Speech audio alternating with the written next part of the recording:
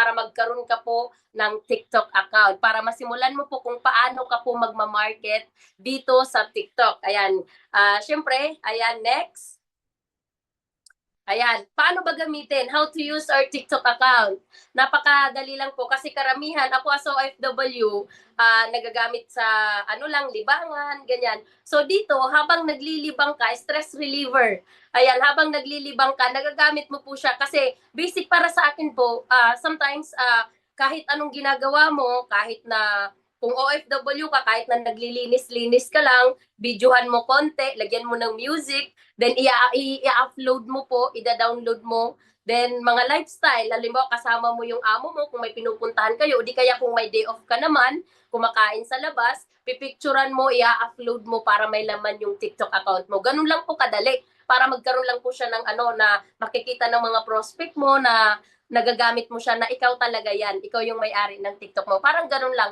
Habang halimbawa ikaw may mga problema ka dyan, parang maging stress reliever mo lang siya, sasayaw-sayaw ka, ganyan lang, tapos i-upload mo, tapos yung curiosity pa lang, sasayaw-sayaw ka lang, tapos syempre may magko-comment na mga ano mo dyan, and syempre, dun ka po magpo-focus sa kung paano ka po maghanap ng prospect mo dito sa sa TikTok. Ayan. So, nasusundan ba?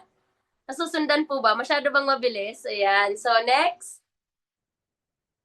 Ayan, syempre, napaka-basic lang po niya gamitin, hassle-free. Kasi bakit? Kahit busy-busy ka po dyan, pwede mo po siyang gamitin kahit saan kang sulok ng bahay ng amo mo habang nag-work ka po. Less effort po siya kasi dala-dala natin. Gamit lang po yung cellphone mo ngayon. Kasi bakit ang cellphone natin, minsan ako as OFW, marites ako nun eh.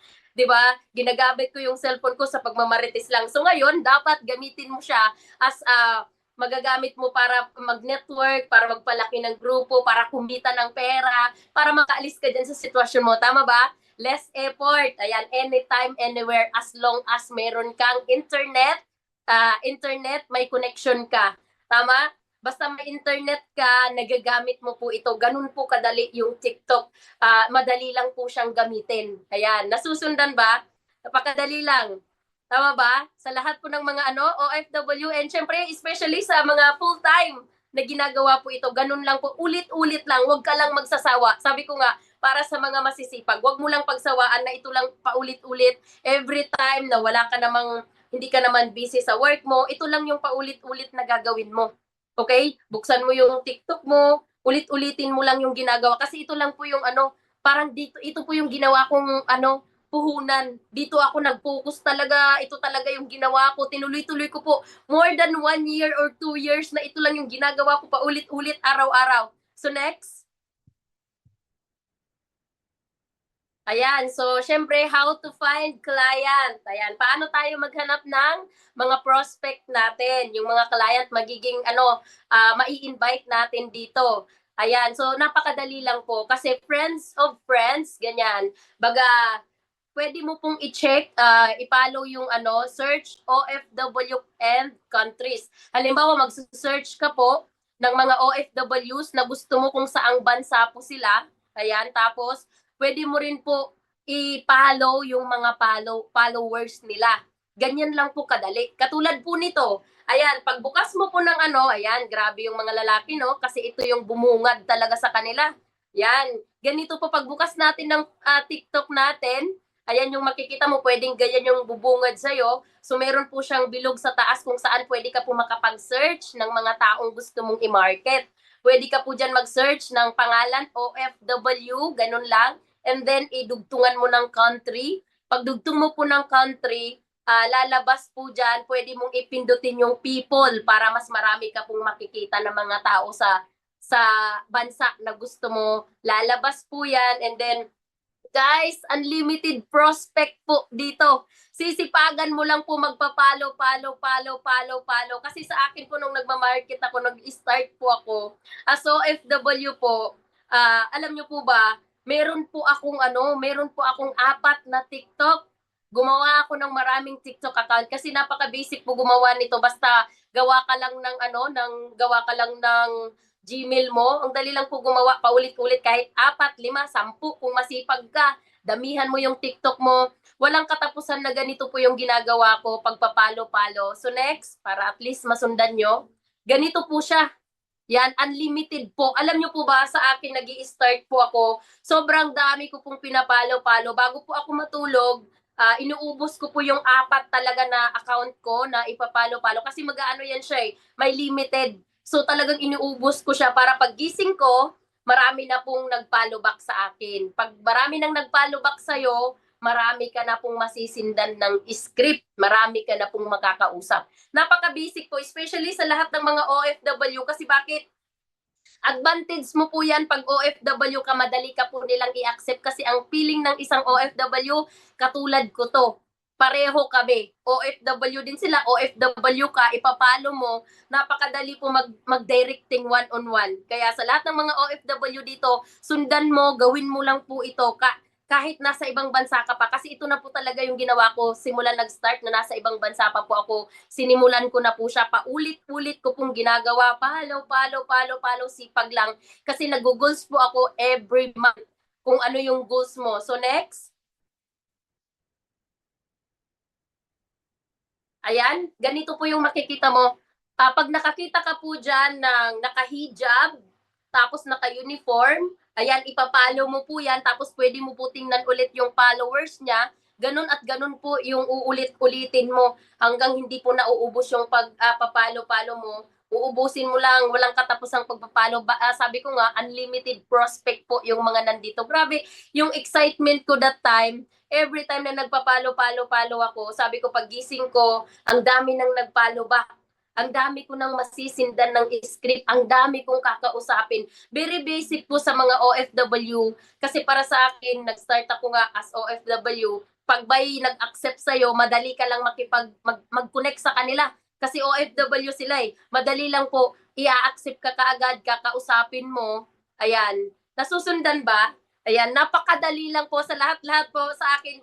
Bakit napakabilis ko lang magturo? Bakit napakabilis ko lang siyang kasi para sa akin hindi ko po kayo guguluhin na para at least mas masundan, especially sa lahat ng mga OFW kasi busy yan So kahit busy ka sa ganito po na paraan na napakadali lang po, ilang step lang po yan. Magkakaroon ka na ng prospect, makaka-pay-in ka, magkakaroon ka ng leaders, makaka-build ka ng grupo mo, ayan, makakaipon ka habang nandyan ka pa. So very basic po, ilang step lang po ito. So nasusundan ba sa lahat ng mga OFW? Say yes nga sa lahat ng mga nakakasunod. Ayan, shout out sa 800 na attendees natin. Ayan, so next. Ayan, so syempre ito na. Ito po yung makikita mo the moment na pinalubak ka po. Ayan, nasusundan ba? Step 5. Yan, pag pinalubak ka po, makikita mo po yung parang nag-say hi sa inbox. Makikita mo po, grabe yung excitement ko kasi every time na magbubukas na ako, pag bago ka matulog, nagsisend ka ng nagpapalo-palo-palo ka, pag gising mo, ang dami mo na pong makikita sa TikTok mo na ganyan. So pag nakita mong say hi ang nakalagay, sisindan mo na po yan sila ng script. Wala ka pong ibang gagawin, send ka lang ng send ng script kasi meron at meron po dyan magsasabi sa'yo na paano. At kapag nagsabi na po ng paano, ganito lang agad, ang i-reply mo sa ang bansa ka po ngayon. Ganun lang po ako. Pag sinabi niyang, pag nalaman ko na OFW siya, sabihin ko lang kaagad na sa Messenger po tayo. Baga, anong Facebook account mo, add kita, usap tayo sa Messenger. Ganun lang po kadali. Ganun lang po ako makipag-usap sa kanila. Hindi po ako nakikipag-usap, nakikipag-chat ng matagal. Ganun lang pag nag-how, ganito lang, uulit-ulitin mo lang pag nag-how, saang bansa ka po ngayon. Pag sinabi niyang sa ibang bansa, malalaman mo yan, Saudi, Qatar, Kuwait, kahit saan yung sasabihin niya, Dubai. So, i-reply mo lang, ano Facebook account mo sis, add kita. Mag-usap tayo sa Messenger. Ganun lang po kadali. So, pag nandun na sa Messenger, eto na ngayon. So, next, eto na yung pinakaano mo. Ayan.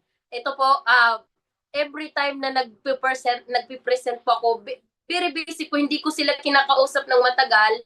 Baga, dun ako kaagad sa point, direct to the point ako. Baga, pipresentahan ko na po yan, iwa-watch together ko. Alam niyo po ba, nung OFW pa po ako, kahit na busy ako, madalas pag winats together ko na yan, iniiwan ko na yung cellphone kasi sabi ko, sis, pakinggan mo ng mabuti kasi tinatawag ako ng amo ko, yan, babalikan kita. So habang busy ako, yung cellphone, what's together, very basic, tinuturuan na siya, natututo na siya dun sa what's together habang busy ka. So pagbalik ko, eto na ngayon, close deal.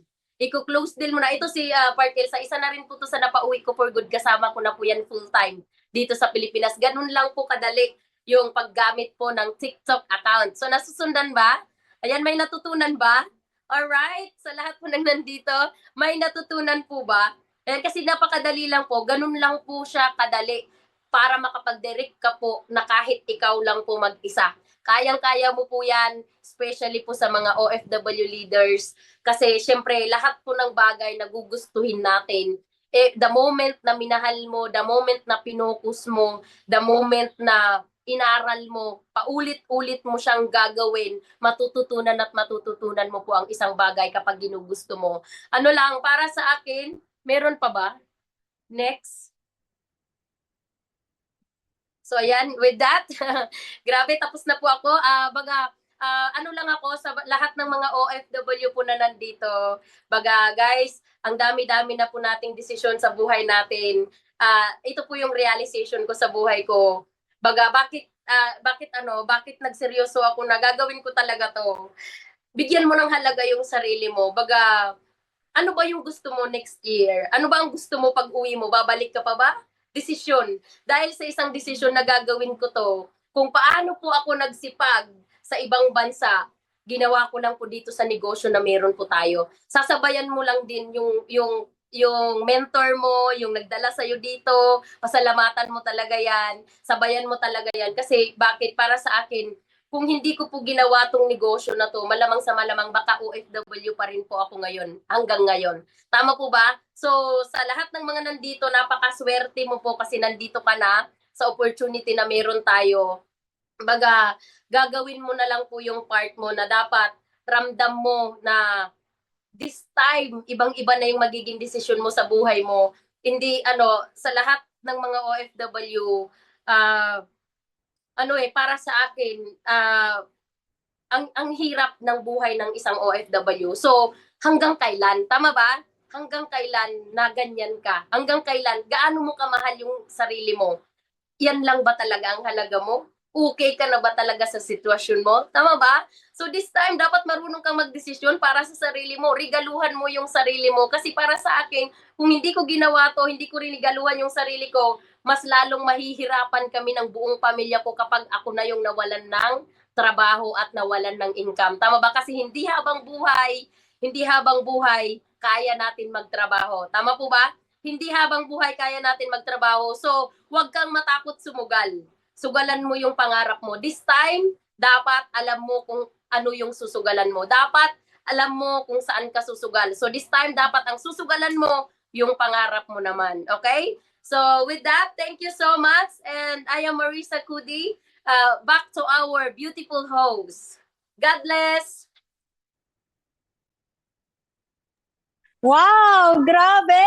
Napaka-detailed naman talaga. Sobrang lakas ng energy ni Coach Marisa. Thank you so much, Mentor Marisa. Grabe, napaka-helpful talaga ng idea na sinare mo sa community. And I'm pretty sure na marami magkakadirect ngayong month na to. And syempre, until next year, consistent this month, di ba? Pag in-apply po natin yung natutunan natin kay Mentor Marisa. Ayan guys, patype naman po ng thank you kay Mentor Marisa doon sa binigay niyo sa atin na idea, di ba? So guys, sa lahat ng mga nandito, i-apply po natin, okay?